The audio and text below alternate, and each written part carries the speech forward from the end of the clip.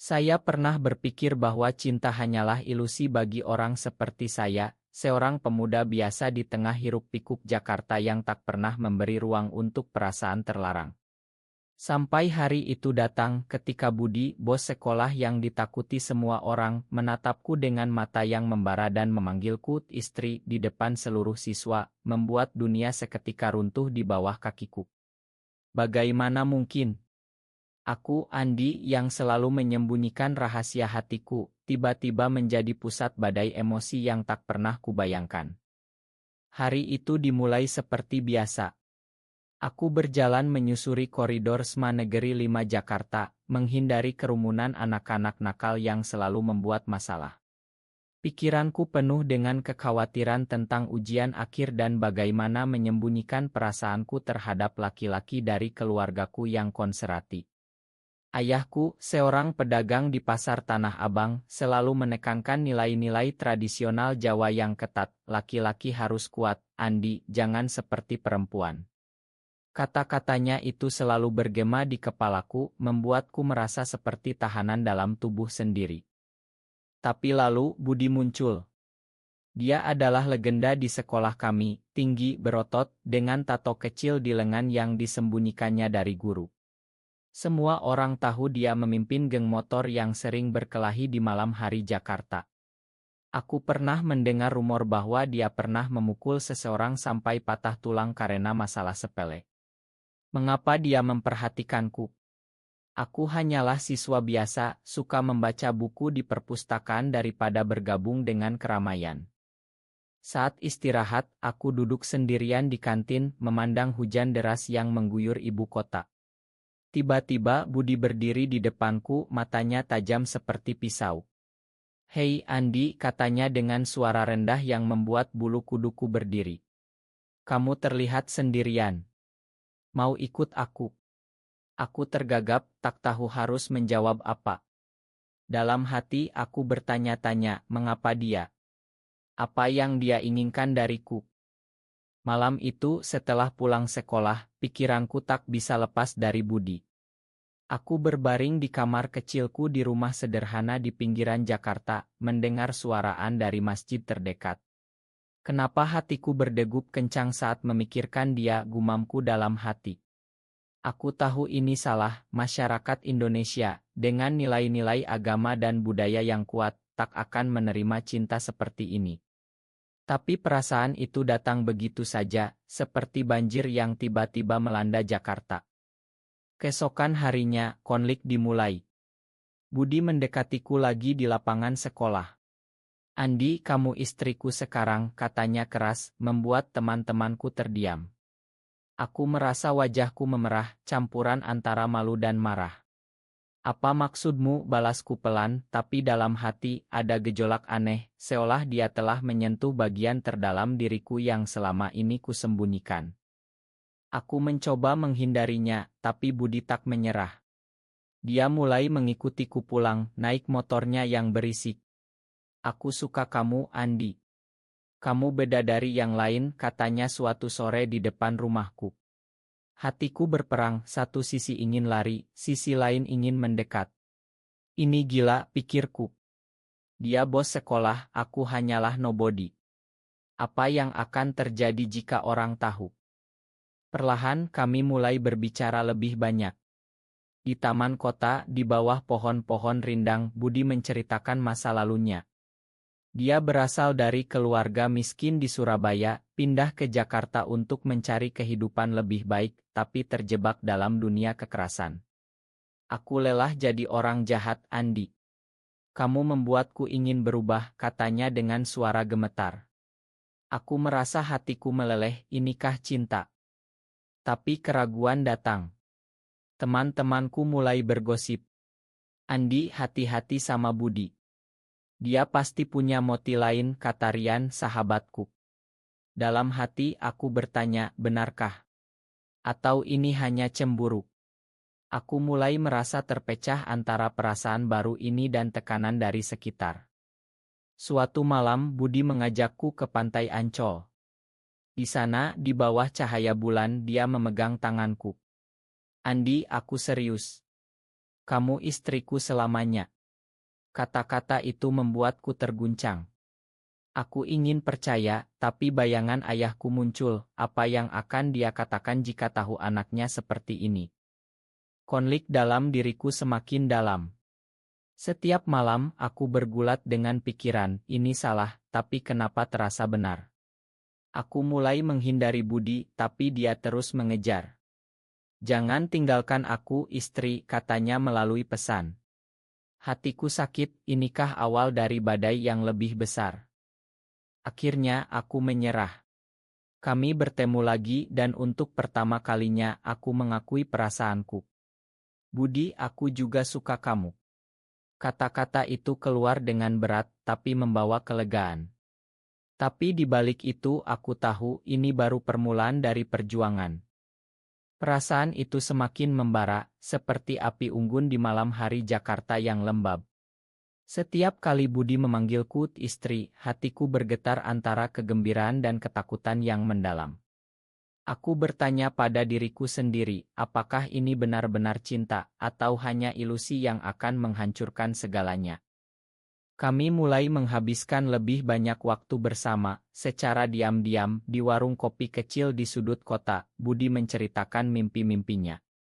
Aku ingin keluar dari geng ini, Andi.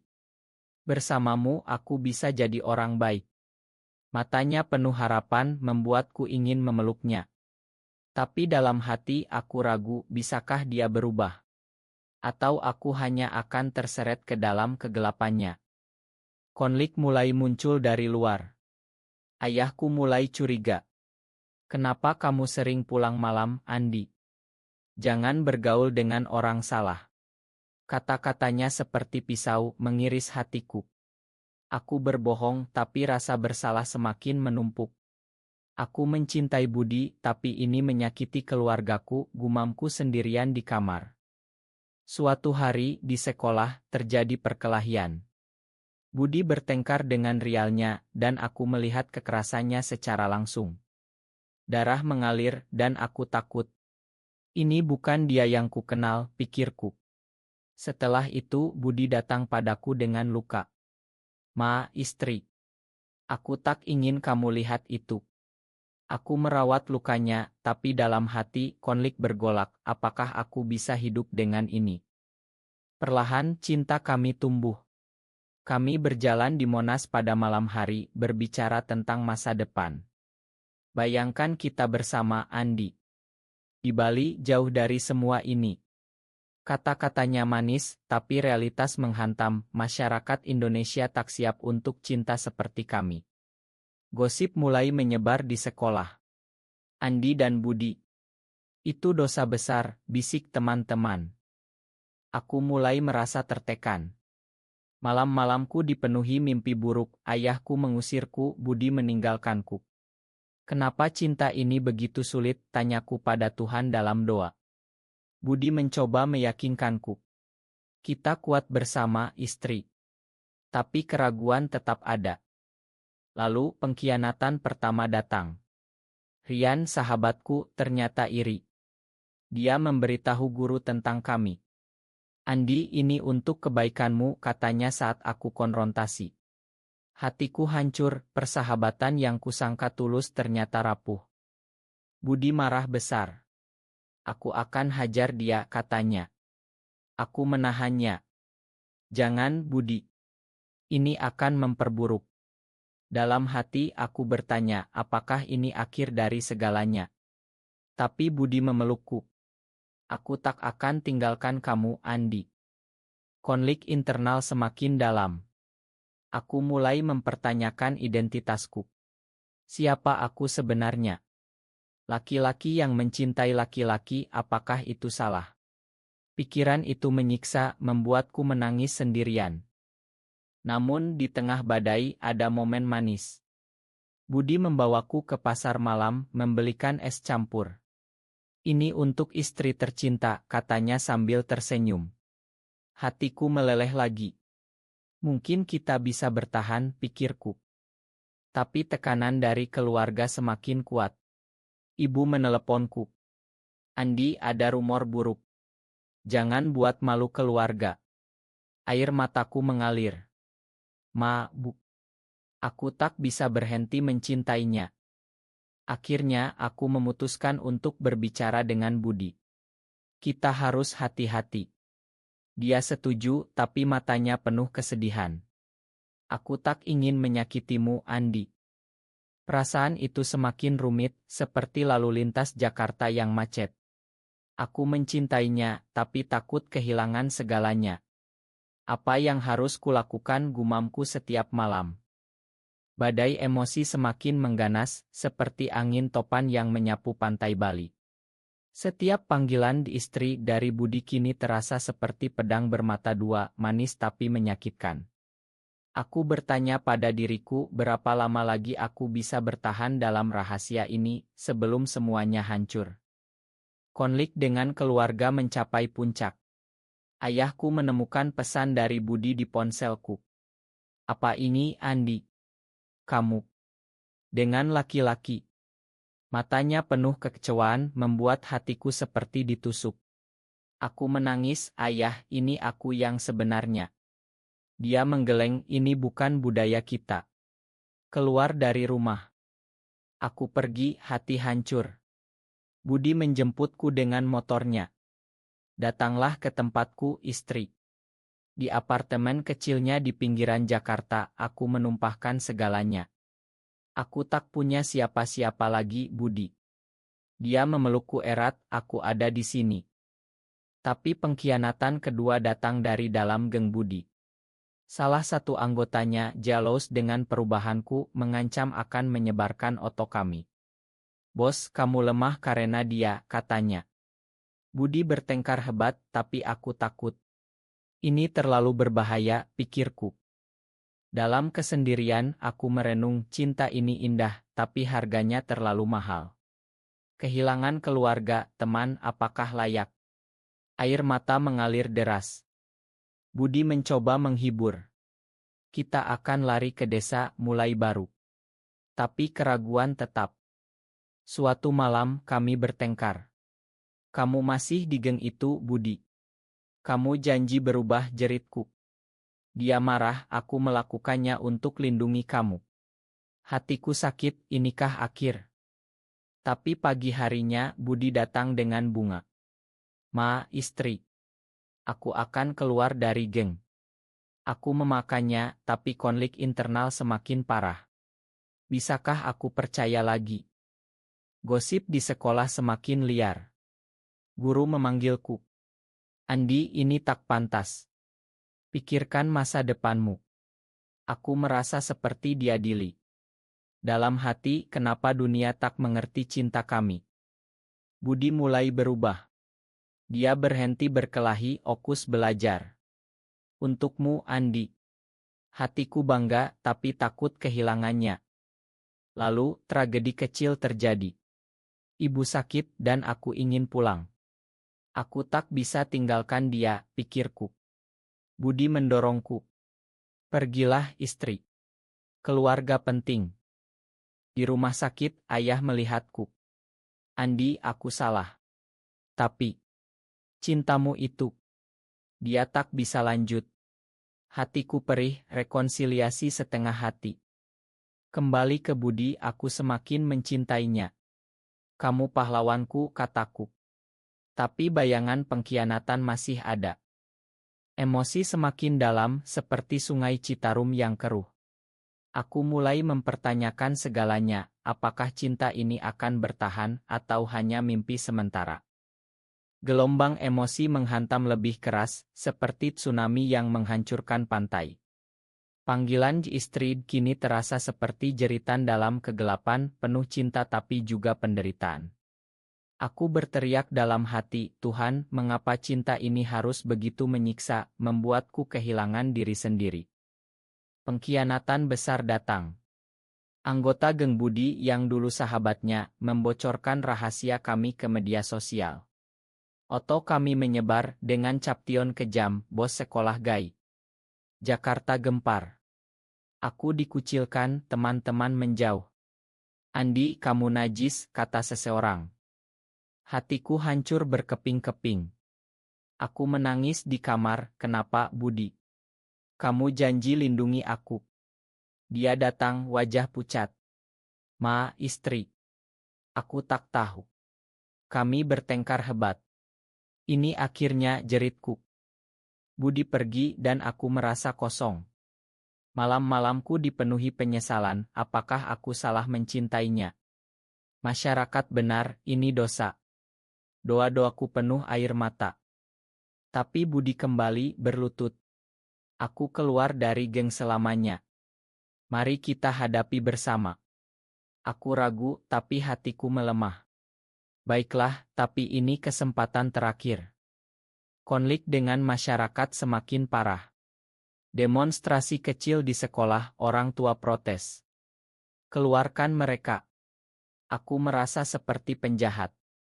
Dalam hati, kenapa cinta kami dianggap ancaman? Ayah datang, marah besar. Andi, pulanglah. Tinggalkan dia. Aku menolak, ayah, ini hatiku. Dia pergi dengan sedih, membuatku terpuruk. Budi dan aku bersembunyi di rumah kecil di Bogor. Di sana, kami berbicara hati ke hati.